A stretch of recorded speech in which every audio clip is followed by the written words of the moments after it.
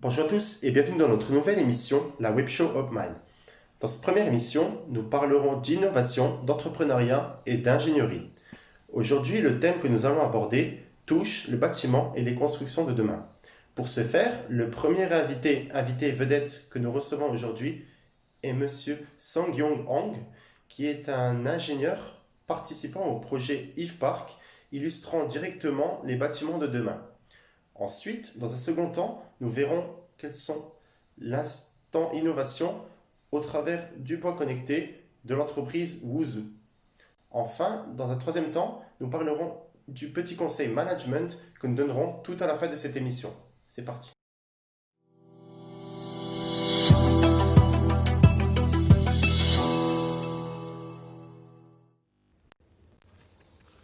Le sujet d'aujourd'hui, les énergies de demain à travers un projet international sur le quartier résidentiel du futur. Monsieur Hong est notre invité pour en parler. L'interview sera en anglais, mais oui, vous inquiétez pas, on a sous-titré en français. Allez, c'est parti. Alors, rebonjour Mr Hong, pouvez-vous vous présenter en l'espace de 2 minutes? My name is Seungyeon. Please feel free to call me Sing. I work at ST Technologies in the tech team, and primarily my job is to work a lot with computer simulations and engineering models. And it's a small company, so I get dragged into all kinds of conversations that are interesting and colorful, and not just numbers. But mostly, so my title is simulation and modeling and data specialist. So what are these simulations? I run simulations that project how the energy, including electrical or gas or like solar energy or any type of energy, comes into a building and gets used by occupants and makes the building a livable space and makes occupants comfortable. And we use up that energy, right? And older homes used to do that in one way, and newer homes do it another way, and we must be more efficient. And I use softwares and run engineering calculations and simulations to kind of vet different options. If we have more insulation on this side or that side or on the roof, or like, would it help very much to energy efficiency? Or maybe we can try a different mechanical system for a building, or maybe it's better to have windows replaced with like thicker or double glazed or triple glazed or vacuum insulated windows. And then I can cobble all of those things together and have a scenario and calculate what it looks like for the energy use and consumption, and if that affects the usability or comfort of the people living in a building that we're designing. So that's one side of my roles. The other side is to interview a bunch of different companies or participate in discussions and vetting different companies, because what we're doing as a company is we are putting forward a building project called Eve Park. That's our flagship project at the moment. We're pitching a different future-friendly, more advanced type of living, and I can go into that a little bit more. But we're a small company that is orchestrating with a lot of bigger players. So there's a lot of interaction, B2B interaction to be had there. Pouvez-vous nous parler de votre parcours scolaire depuis tout petit? And then I finished high school in Canada and transitioned into university in Ontario. And that's when I started undergrad in civil engineering. Quelle était ou quelle est aujourd'hui votre vision du job de rêve? I did enjoy my time in civil engineering. When I graduated from undergrad, I thought it would be so cool to work in either energy efficient design of buildings or fire management in buildings. And a couple of years later, I was noticed by this professor at Carleton University in Ottawa, Canada, who hired me as a research intern for a little bit, and then he accepted me as a student. So I was a master's student under him, and I was able to participate in a really, really cool project. We built a house in the middle of a school campus And it was a great showcase, and a lot of important people that came to school always wanted to see it. So that was very nice. Alors, pouvez-vous nous en dire plus sur le projet que vous avez fait durant vos études à propos des petites maisons autonomes, c'est ça? They had to design a net zero energy tiny house on wheels. So it had to be on a trailer bed. It had to be able to move, but it had to produce all of its energy on its own. So that but without compromising the comfort of a home. Obviously, you can use very little energy if you just live in closed space, but that's not the goal. We want the home to be very comfortable, yet very energy efficient to the point where all of the energy it uses can be produced on site. So this over 8 months, this fourth year engineering team comes out with a design, and the professor looks at it, and it was so good. So he went ahead and hired a few people to actually build it. That's when he found me. So I had a hammer on me, and I was on campus building this house for a while, for a year or so. And yeah, so that's the concept, is have a tiny house that makes all of its energy on site. But the cool thing about this is it kind of gives a glimpse of what is possible.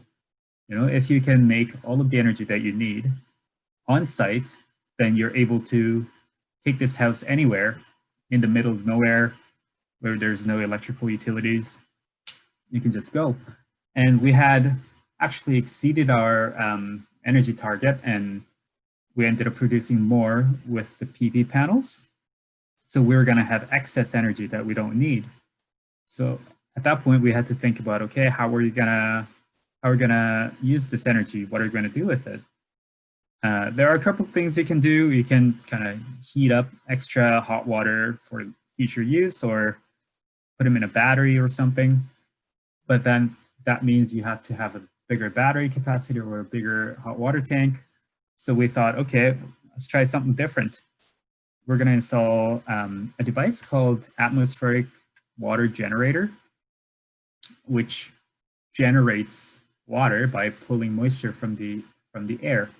So it condenses that moisture in the air, pushes it through some filtration systems and UV and a mineral filter to the point where you can drink it.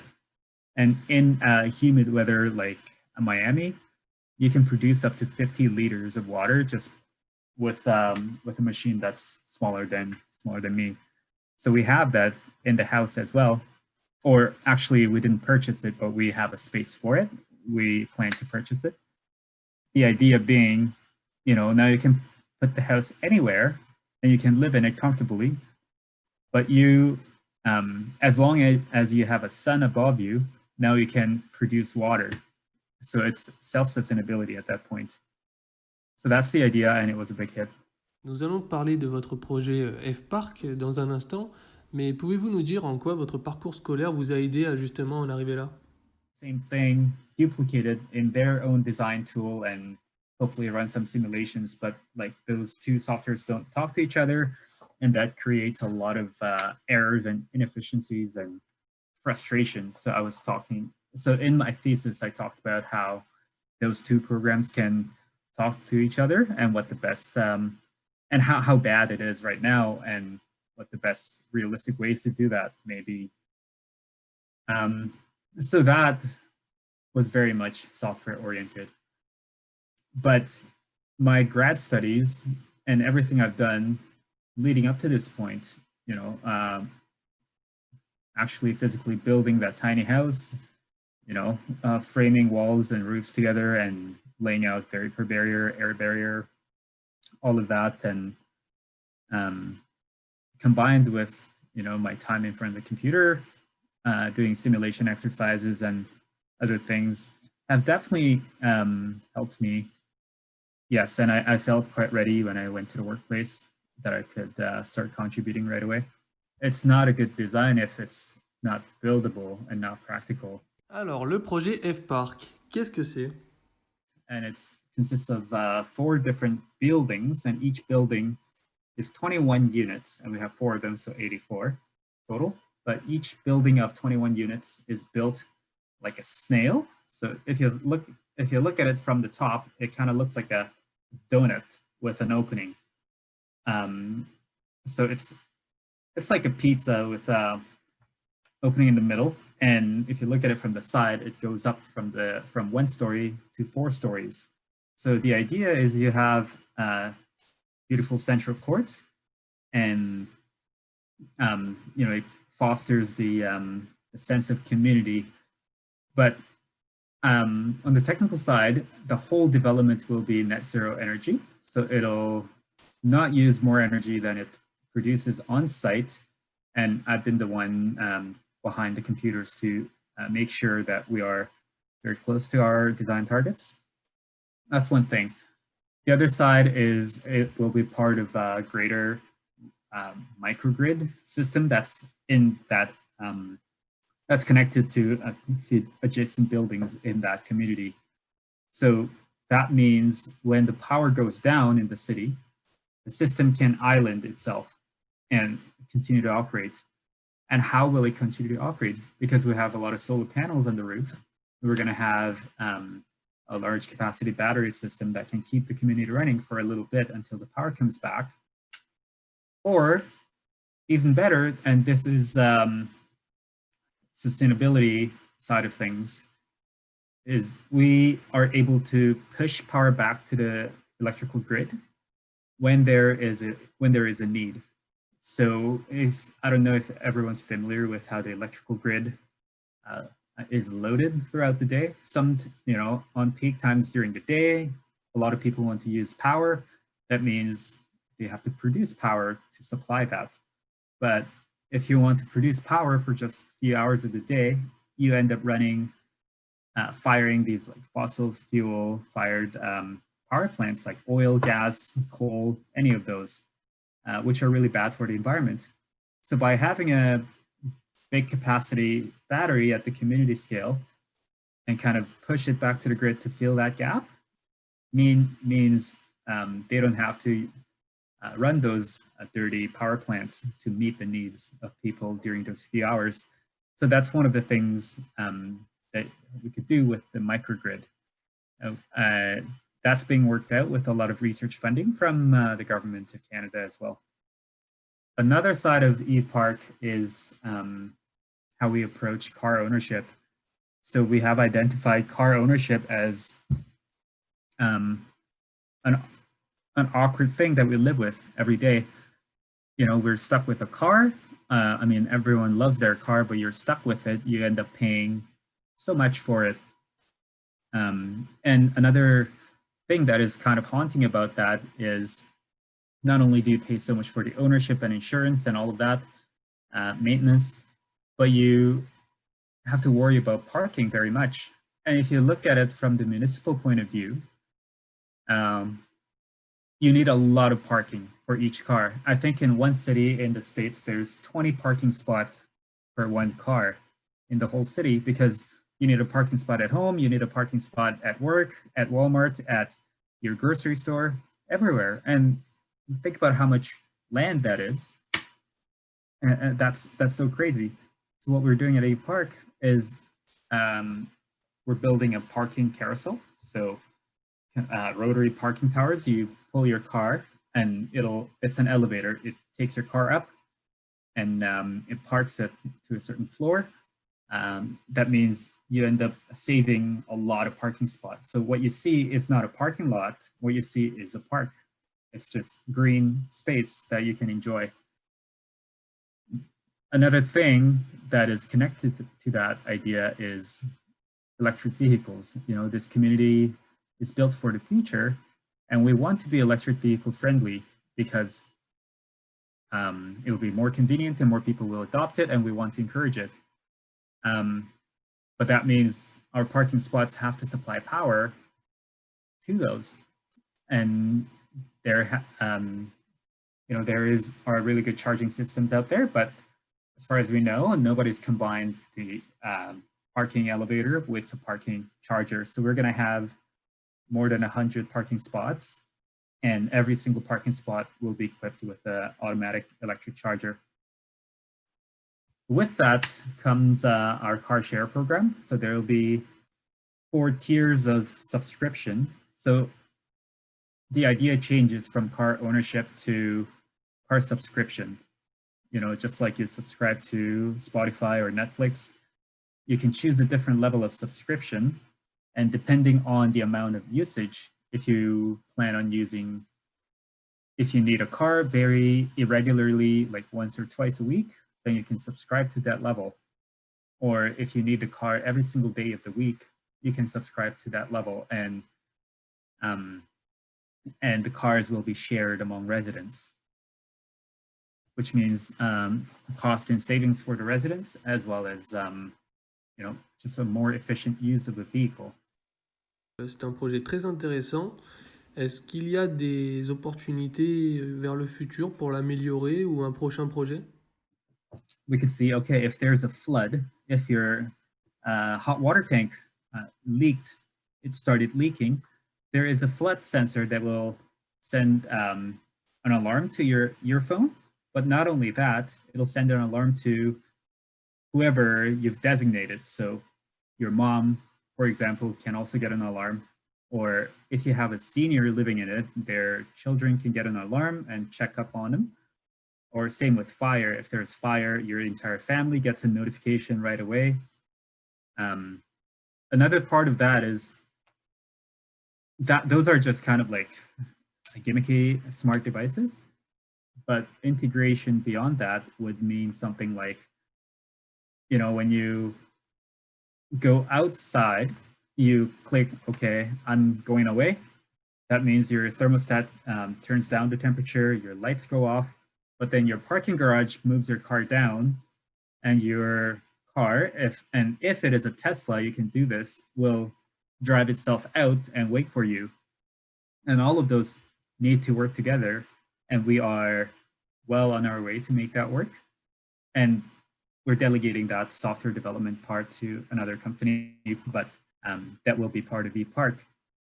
And we are spending a lot of time and money and resources to make this product work very well. And it seems that people like the idea and the sales are going well. We are going to deploy more of similar projects in other parts of the country.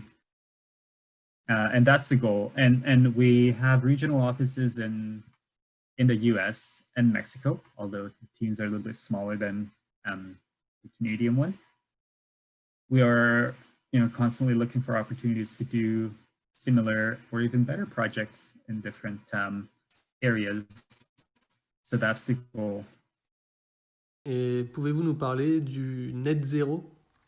And so the big part in this, as we move forward into an unknown decade of unknown climates, unknown a lot of things, it is important for our buildings and our communities to be resilient, which means it has to be able to recover from an unknown damage, unknown disturbance. So our implementation of microgrid will be a really big part of that. Pensez-vous qu'il peut y avoir d'autres sources d'énergie électrique que les énergies solaires? We can really show great reduction in energy and have a great capacity to do better is by participating in something called the demand response, which requires a two-way communication. So for example, I said in the past, earlier on that it's the peak power demand that is really damaging to the environment because we have to fire fossil fuel power plants to match it. We can eliminate a lot of that peak demand by controlling our appliances smartly, and that means letting the producers control some of these appliances at home. For example, a hot water tank, you know, it's just a big dumb tank that holds 200 liters of water, hot water, and that contains a lot of energy, and the electric coils in them turn on and off to maintain temperature, and that's it. And they draw a lot of power, like 4 kilowatts at a time when they turn on, and when you have 1,000 of them across the city, when everybody's taking a shower after work, that draws a lot of power. So demand response program refers to, have those electrical producers having control over these particular appliances. And when they think that, oh no, it's going to be really bad, they can make sure your appliance doesn't turn on right at that time, so the system doesn't overload. And then you can turn them on later.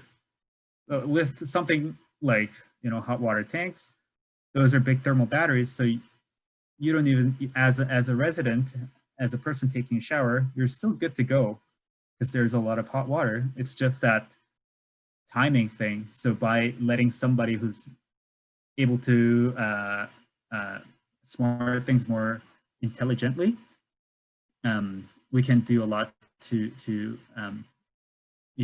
shift that peak energy and therefore have savings in greenhouse gas emissions.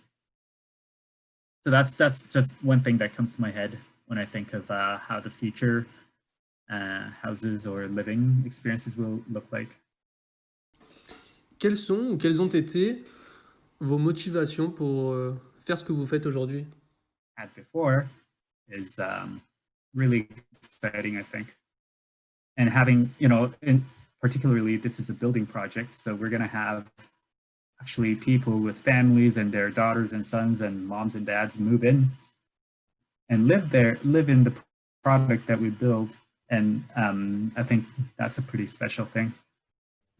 Pensez-vous que ce projet puisse être exporté à l'étranger ou dans le monde? Have internal discussions of, whether it is a good idea to select the project based on kind of people's political inclination. If people care more about sustainability, then our project will do well.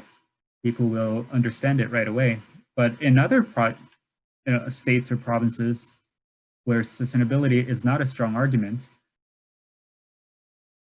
do we avoid it or do we still go and try to make the difference? And I think it comes down to what kind of land we end up finding. And that seems to be the really, really big piece of the puzzle. It was a really interesting interview for me. I'd like to thank you very much, Mr. Hong.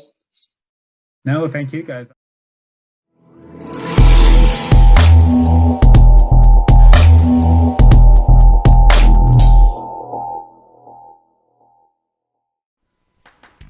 Salut à tous, c'est Carlos. Aujourd'hui, j'ai envie de vous parler d'une innovation incroyable qui a de fortes chances d'être présente dans la maison de demain. C'est le bois augmenté.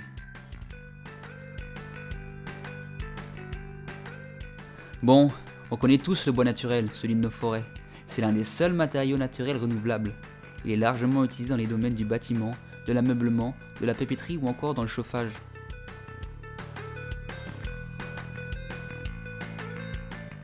Malheureusement, il possède encore de nombreuses limites. Il brûle, il pourrit, et sa résistance est limitée dans le domaine de la construction. Mais comment résoudre ces problèmes ?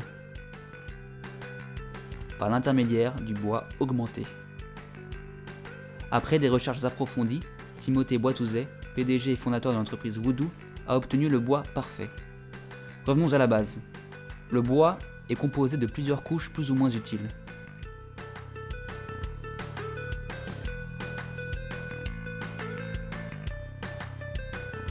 Celle qui nous intéresse, c'est le cœur, appelé duramen. Il forme le bois parfait, grâce à sa structure caractéristique, organisée en réseau de cavités vides et composée de matières organiques, cellulose et lignine. Le principe du bois augmenté est plutôt simple. Tout d'abord, on retire la lignine du bois, puis on insère une résine dans les canaux vides. Cette dernière est beaucoup plus performante. Et elle est synthétisée à partir d'une biomasse végétale présente sur tous les continents. Voici des exemples de l'utilisation de bois augmentés. On peut voir, à partir de ces photographies, quelques concepts qui pourraient être utilisés dans le futur.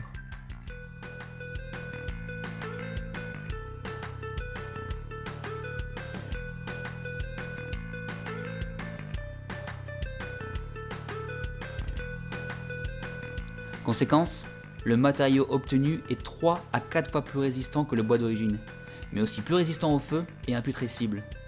De plus, quelle que soit son épaisseur, il peut être traversé par de la lumière.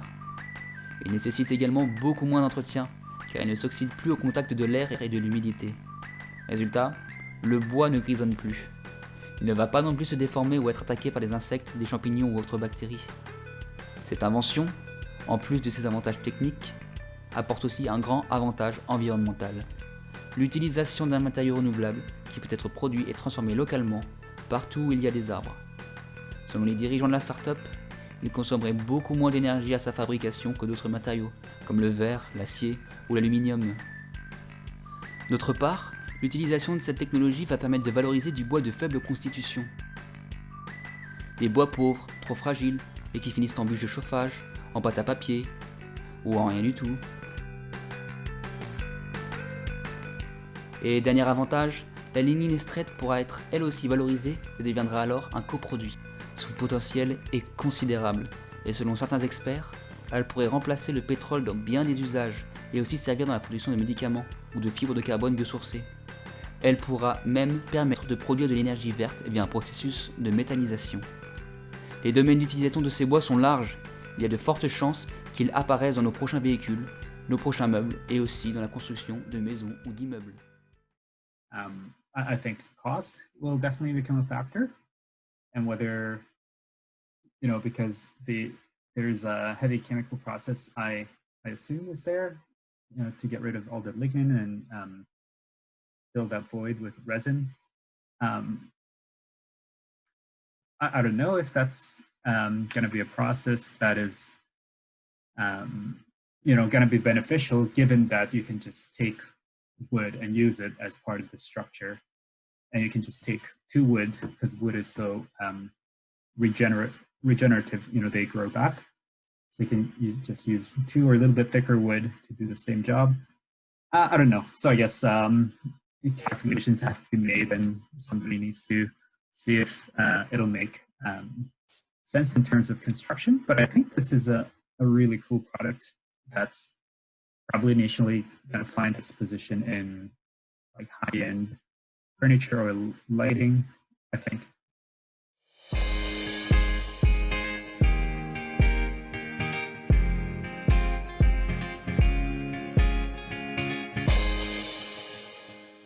Salut à tous!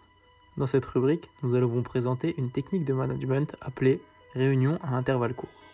Pour l'expliquer, prenons l'exemple de Lorena, 26 ans, manager responsable d'une dizaine de collaborateurs. Dans son entreprise, de nombreux flux d'informations sont échangés au jour le jour, et ce, entre tous les services de l'entreprise, que ce soit dans les bureaux ou sur le terrain. Alors, qu'est-ce que c'est exactement? Et surtout, comment cette méthode peut aider Lorena et ses équipes au jour le jour? Tout d'abord, ces réunions sont récurrentes, voire journalières. De plus, c'est un moment bref de la journée et attendu par tous. Ce temps est destiné à réunir toutes les parties de l'entreprise, que ce soit le directeur, les responsables d'équipe ou encore les ressources humaines et la sécurité. Les échanges entre les participants sont primordiaux afin de recueillir un maximum d'informations sur l'activité, les éventuels problèmes ou réussites de chacun et en tirer les meilleures conclusions. De nombreux indicateurs visuels permettent d'effectuer constats et suivis quotidiens sur différents critères établis par l'entreprise. Cela peut être le suivi de production, la sécurité ou encore l'absentéisme dans les grandes entreprises. Pour réagir sur tous ces chiffres, il est primordial que chacun soit à l'écoute de l'autre, respecte le temps de parole et ose s'exprimer pour participer à la vie de son entreprise.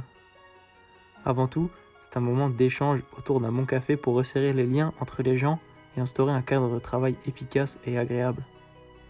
Le tout pour créer une relation de confiance entre la direction et le terrain, mais aussi avec les actuels et futurs clients. Une simple réunion quotidienne peut faire avancer les choses, et pourquoi pas faire prospérer une entreprise vers les sommets. Et ainsi permettre à Lorena et ses collaborateurs de passer des vacances paisibles au soleil.